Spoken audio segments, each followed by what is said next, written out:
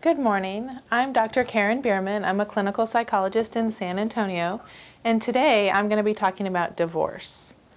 About approximately 50% of all marriages end in divorce, and that statistic may even be going up, so I think it's a really important topic to address, particularly from a mental health perspective, as far as the parents and then particularly the children, and then also all the legal issues involved with child custody and related to the dissolution of the marriage.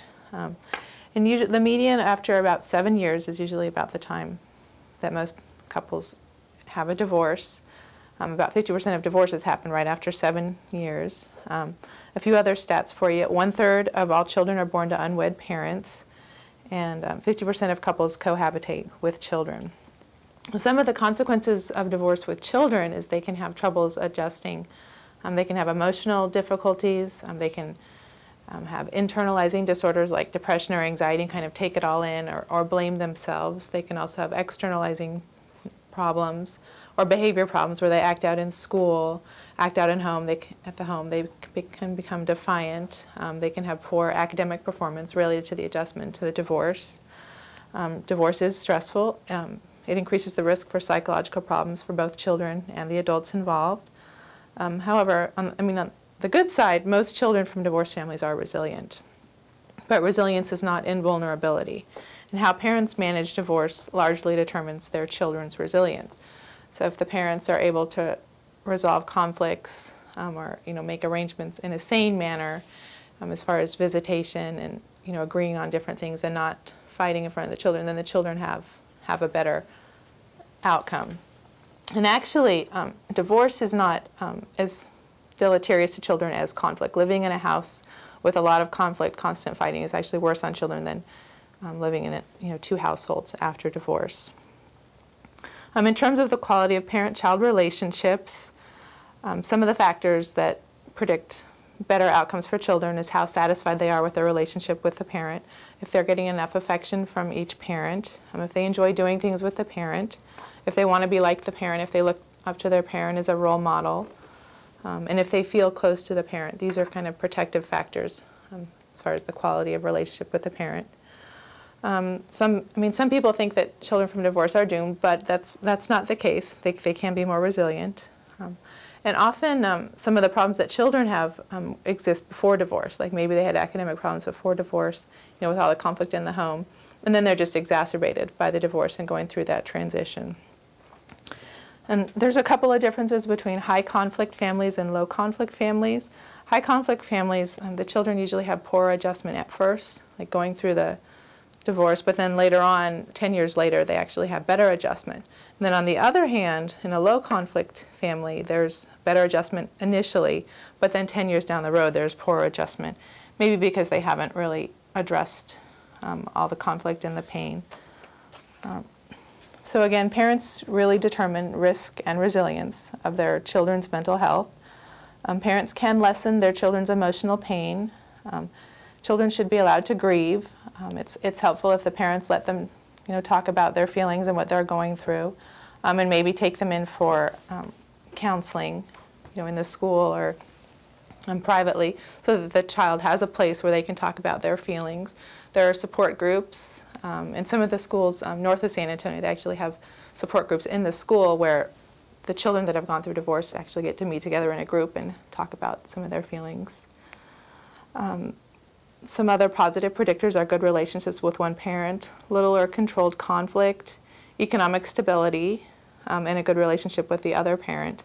One thing that's really helpful is if the parent doesn't speak negatively about the other parent, because that can put the child in such a difficult spot, particularly if one parent is pumping the other child for information about the other parent and the child wants to please both parents.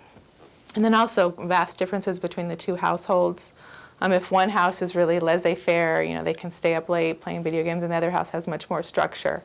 It can be difficult for the children to adjust and go back in between the households.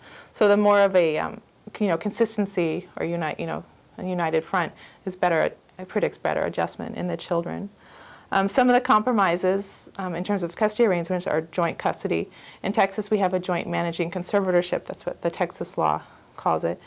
And the law really the most important factor is in the best interest of the child. That's what leads the law.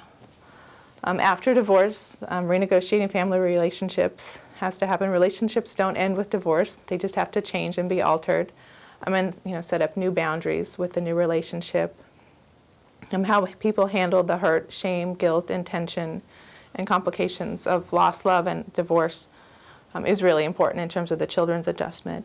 There's a variety of emotions.